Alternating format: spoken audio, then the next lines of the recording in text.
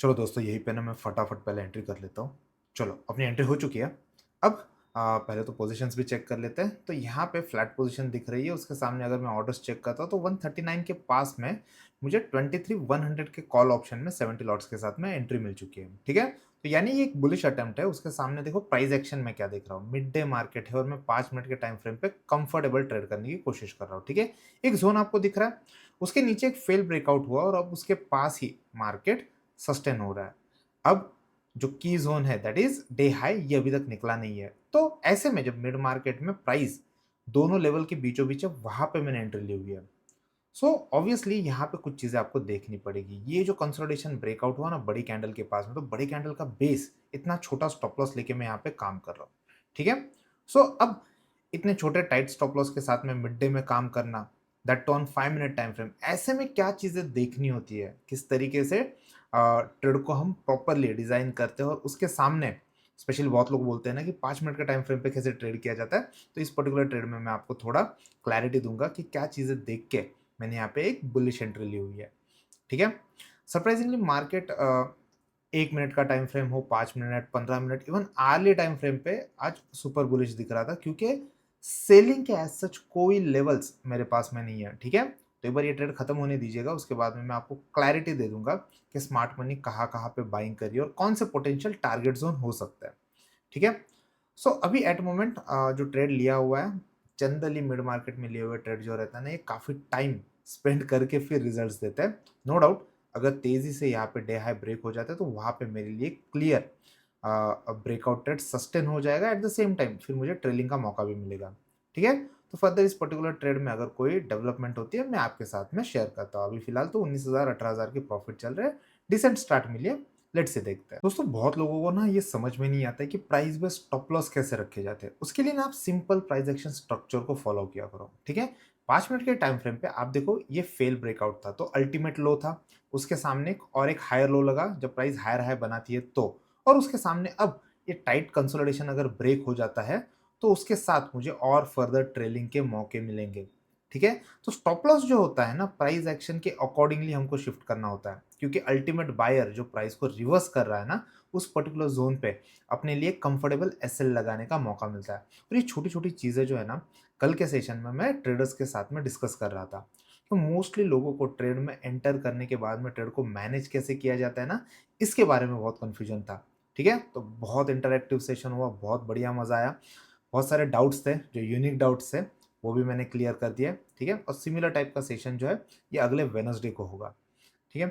तो अब फिलहाल एक टाइट रेंज कंसोलिडेशन तो चल रहा है। अब कंसोलिडेशन का आउटपुट आइदर अपने डायरेक्शन में आ सकता है या अपने अगेंस्ट जा सकता है। जो बड़ी कैंडल है, बड़ी कैंडल का बेस ही मेरे लिए अभी यहाँ पे स्टॉप लॉस है। ऑलमोस्ट ना हर एक ट्रेडर मुझे पूछता है कि रिसेंटली आप जो ट्रेड्स ले रहे हो, ये 1-1 मिनट के ट्रेड रहते हैं। तो 1-1 मिनट के ट्रेड पे आप इतना कंफर्टेबल क्यों हो? 5 मिनट के ट्रेडिंग पे शिफ्ट क्यों नहीं हो जाते? नो डाउट, देखो पहली बात तो जहाँ प्राइस एक्शन की बात आती है ना, प्राइस एक्शन बहुत यूनिवर्सल काम करती है। वो सेम वे में जैसे 1 मिनट के टाइम फ्रेम पे हम ब्रेकआउट कंसोलिडेशन देखते हैं, वैसे ही वो 5 मिनट के टाइम फ्रेम पे भी होता है।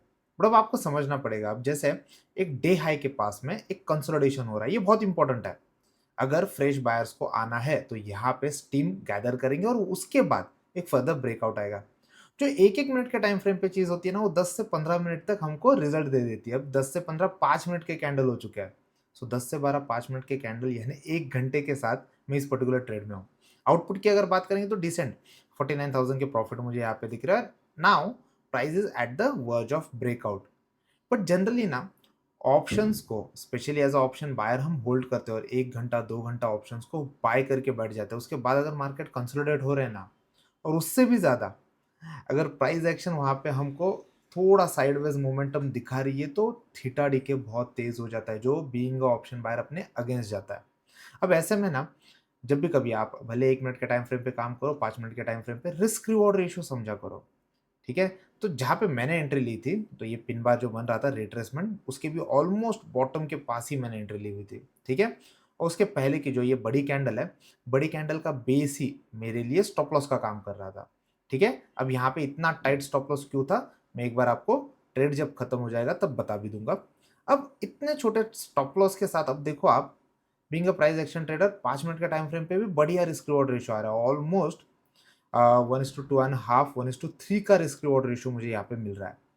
बट अभी भी सिग्निफिकेंट ब्रेकआउट मुझे मिला नहीं है। उसके सामने आप देखो तो बहुत बढ़िया प्रॉफिट्स भी अभी तक नहीं आ रहे। तो बहुत लोगों का ये भी कहना होता है कि ऐसे में ना सर आपको सेम एक्सपायरी के साथ में काम कर लेना चाहिए था।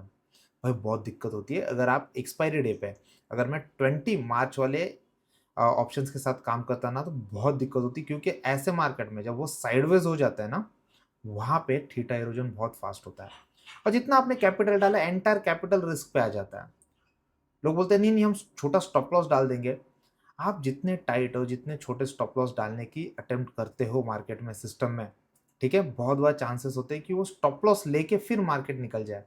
ठीक है, तो ऐसे में अब जब मार्केट थोड़ा अपने डायरेक्शन में जा रहा है लेकिन थोड़ा साइडवेज है, तो मैं यहाँ पे ना ट्रेलिंग कर लेता हूँ। ठीक है, पार्ट बुकिंग करने जितने बढ़िया प्रॉफिट अभी तक हुए नहीं है फ्रेंकली, बट ऐसे में थोड़ा रिस्क को मैं कम करना चाहूंगा, क्योंकि फिर मिड मार्केट में मार्केट थोड़ा तेजी से नीचे आ गया ना, सारे प्रॉफिट्स वाइप आउट हो जाएंगे। ठीक है, तो सबसे पहले हम यहीं पे एक पर्टिकुलर ट्रेलिंग एसएल लगा देते हैं, उसके बाद में फिर देखते हैं कि आगे जाके और उसको हायर हाई लगाने का मौका मिलता है, तो उसके साथ में हम और ऊपर ऊपर आने की कोशिश भी कर लेंगे। ठीक है, नो डाउट आउट पिछले 3 दिनों से मार्केट मुझे बहुत अच्छे दिख रहे हैं। At the same time price action भी बहुत यूनिक चल रही है। कल भी जैसे मैंने कहा था, जैसे एक बुकिश प्राइस एक्शन होती है ना, उस तरीके से मार्केट मूव हो रहा है और अच्छी बात है। बहुत दिनों के हेवी करेक्शन के बाद में थोड़ी रिलीफ मिल रही है, ट्रेडर्स को भी मिलती है, जो स्विंग ट्रेडिंग बॉटम से करते हैं उनके लिए भी मिलती है, राइट। तो बॉटम से रिवर्सल स्विंग ट्रेडिंग कैसे की जाती है, इसके लिए फ्री स्ट्रैटेजी का वीडियो मैंने आप सबके लिए रखा हुआ है। ठीक है, तो नीचे गए व्हाट्सअप नंबर पे सिर्फ स्ट्रैटेजी लिखो और भेजो, और इस पर्टिकुलर स्ट्रैटेजी का फ्री एक्सेस भी ले लो। अब फाइनली मार्केट अपने डायरेक्शन में जा रहा है। 69,000 70,000 के डिसेंट प्रॉफिट भी मुझे दिख रहा है। ठीक है, पर अगर 1 लाख के पास जाता है ना तो मैं पार्ट बुकिंग कर लूंगा। अदर देन दैट अब मैं एक काम तो कर सकता हूँ, मैं थोड़ा ट्रेल करके पास आ जाता हूँ। ठीक है, जितना हम ट्रेलिंग कर लेंगे उतना नीचे से प्रॉफिट को सिक्योर कर लेंगे। अभी एट मोमेंट जहाँ पे मैं हूँ, अगर मार्केट में किसी ने बड़ा रेड बटन दबा दिया, दैट मीन्स कि स्मार्ट मनी यहाँ से आगे ट्रैपिंग करके मार्केट को तेज नीचे भी लेके आना चाहता है। Because of this effective trailing SL, अब मेरे कैपिटल को रिस्क नहीं है। ठीक है, इसको हम थोड़ा और सिक्योर करते हैं और थोड़ा पास आता है। एक बढ़िया कैंडल अगर ये क्लोज हो जाती है ना, जो अभी रिसेंट कैंडल, जो करंट कैंडल चल रही है, और एग्रेसिवली मैं थोड़ा पास आने की अटेम्प्ट करता हूँ। ब्रेकआउट तो हो चुका है और मार्केट डे हाई के ऊपर सस्टेन कर रहा है। थोड़े हिक्कप आ सकते हैं, लेट्स सी, देखते हैं ना, थोड़ा पास ही आ जाते हैं हम, और जितना हो सके उतने प्रॉफिट्स को कैप्चर करने की कोशिश करेंगे। पता नहीं एज ए ट्रेडर ना ये मेरी टेंडेंसी भी अब थोड़ी चेंज हो गई है। पहले ना मैं बहुत कंफर्टेबली पूरा दिन बैठा रहता था, एक बार ऑप्शन बाय कर ले, सिस्टम में स्टॉप लॉस डाल दिया और बैठे रहो। अब जनरली होता क्या था ना, हफ्ते में 3-4 ट्रेडिंग सेशन मेरे डायरेक्शन में 2 से 3 लॉसेस होते थे। जैसे ही छोटे टाइम फ्रेम पे मैं शिफ्ट हो गया ना, छोटे टाइम फ्रेम पे चीज़ें चेंज हो गई। अब यहाँ पे थोड़ा एक्यूरेसी बढ़ी हुई है, बट रिस्क रिवॉर्ड रेशियो कम हो गया है, and that is perfectly fine. ये एज जो होता है ना, ये ट्रेडर टू ट्रेडर खुद को ढूंढना होता है। That is the reason scalping में अब मैं थोड़ा कंफर्ट फील कर रहा हूँ। आज जैसा सेशन जैसा बन रहा है ना, डेवलप हो रहा है, उसमें 5 मिनट के टाइम फ्रेम पे भी बढ़िया मौके हमको मिल सकते हैं, जो अभी मुझे दिख रहा है।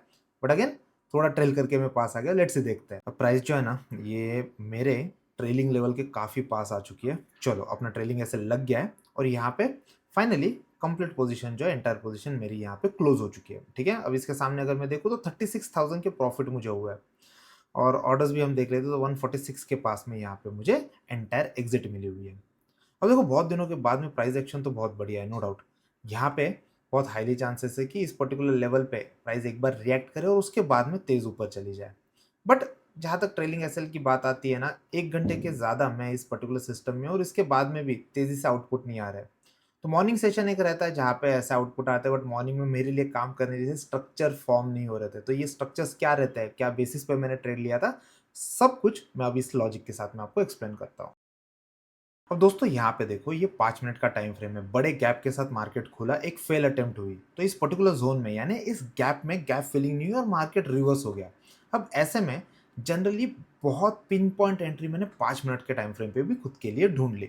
अब ये सारी चीज़ें कैसे हुई, क्या चीज़ें इसके पीछे थी, पहले ये समझते हैं। सबसे पहले आज का दिन पहले तो हम क्लोज कर देते हैं और देखते हैं कल तक ओवरऑल मार्केट की सिचुएशन क्या थी। ठीक है, बढ़िया से 2-3 दिन से मार्केट अच्छे खासे बुलिश चल रहा है। अब ऐसे में बुल्स कहाँ-कहाँ पे अपने पोज़ीशन बना रहे हैं और बियर्स कहाँ पे उनको पोटेंशियली होल्ड कर सकते हैं, ये सारी चीज़ें हमको टीसीआई के इंस्टीट्यूशनल लेवल से दिख जाएगी, ठीक है? अगेन ये इंडिकेटर जो है ये कोर्स का पार्ट है। आप देखो नीचे में मुझे कुछ बाय लेवल्स यहाँ पे 5 मिनट के टाइम फ्रेम पे दिख रहे हैं। आज मार्केट हो ही रहा था गैप अप, ऊपर में कोई रेफरेंस सेलिंग लेवल दिख नहीं रही है। चलो हायर टाइम फ्रेम पे चलते 15 मिनट के टाइम फ्रेम पे। 15 मिनट के टाइम फ्रेम पे भी मुझे यहाँ पे कोई सेलिंग लेवल ऊपर तक नहीं दिख रही है। ठीक है, नीचे आप देखो स्टेप बाय स्टेप मुझे बाइंग लेवल्स दिख रहे हैं, ऊपर में सेलर्स प्रेजेंट नहीं है। Even higher time frame, early time frame पे आते हैं।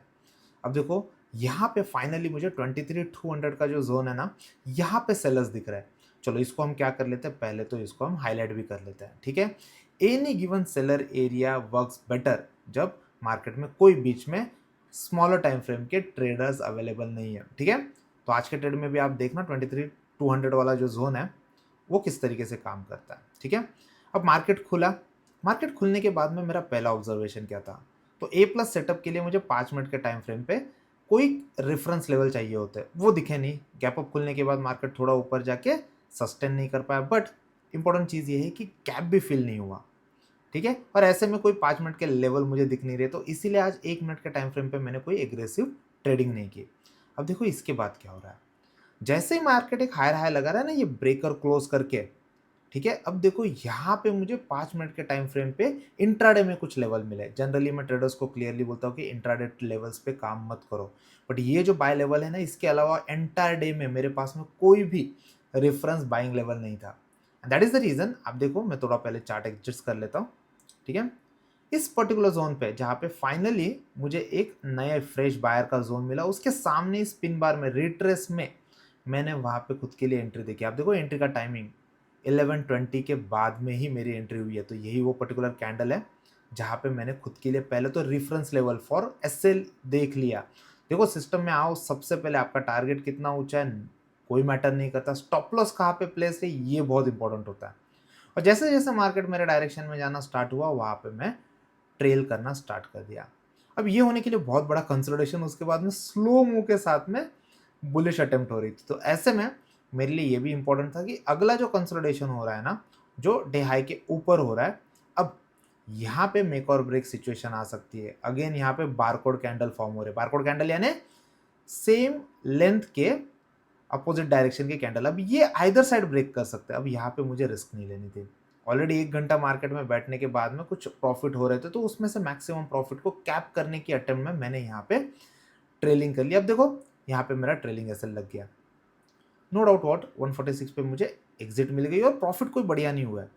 पर यहाँ पे ना हर एक दिन लोगों की ना ये अप्रोच रहती है कि अरे यार आइदर आप बहुत बड़े प्रॉफिट बनाओ या लॉसेस करो। नहीं, कुछ दिन ऐसे रहते हैं जब रिवॉर्ड जो रहते हैं ना मार्केट को जैसे देना है, आप उसके साथ में कुछ एडजस्टमेंट करके आए हुए प्रॉफिट्स को सेव करने की कोशिश करो। देखो प्रॉफिट तब तक प्रॉफिट नहीं है जब तक आप उसको घर नहीं लेके जाते, यानी बुक करने के बाद में आप सिस्टम क्लोज नहीं कर देते। ये तो हम बोलने के लिए तो बोल सकते हैं ना, यहाँ से आगे मार्केट कितना ऊपर चला जाता उतने बड़े प्रॉफिट्स मुझे हो जाते हैं, या इतना बड़ा लॉस मैंने रोक लिया। देखो जहाँ तक की बात है, अनलेस एंड अनटिल आप ये सारी चीज़ें क्लोज करके सिस्टम ऑफ नहीं कर देते, उस दिन का आउटपुट नहीं आता है, ठीक है। ये सारी चीज़ें, ये सारे छोटे बड़े डिटेल्स जो थे कल मैंने ट्रेडर्स के साथ में डिस्कस किए थे। सिमिलर सेशन जो है ये अपना अगला वेडनेसडे होने वाला है, तो ये अपना सेशन जो है ये 26 मार्च को होने वाला है, ठीक है। तो लाइव सेशन में मिलते हैं। आई गेस ये पर्टिकुलर वीडियो आपको अच्छा लगा हो, अगर एफर्ट सही लग रहे हैं वीडियो को लाइक करो, सब्सक्राइब करो ट्रेडिंग कैफे इंडिया को।